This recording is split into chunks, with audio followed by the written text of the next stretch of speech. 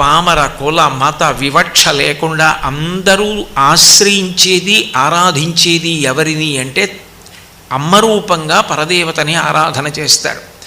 అసలు యథార్థం చెప్పాలంటే వేదం అంది మాతృదేవో భవ అంది. నువ్వు పరదేవతని ఎక్కడికో వెళ్ళి దర్శనం చేయక్కర్లేదు. అమ్మ పరదేవతతో సమానమైనది కాదు, అమ్మయే పరదేవత. మాతృదేవో భవ. అమ్మ కన్నా పరదేవత ఉండే అవకాశం లేదు. పరదేవతయే అమ్మ రూపంలో భూమి మీద తిరుగుతోంది.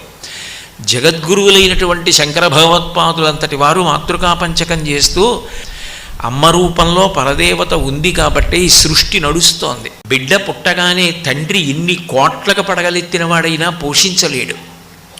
పాలిచ్చి పోషించేది అమ్మ, స్థితికర్త. పిల్లవాడికి నిద్ర పట్టాలి అంటే అమ్మ స్పర్శ తగిలి అమ్మ జోకుడితే నిద్రపోతాడు.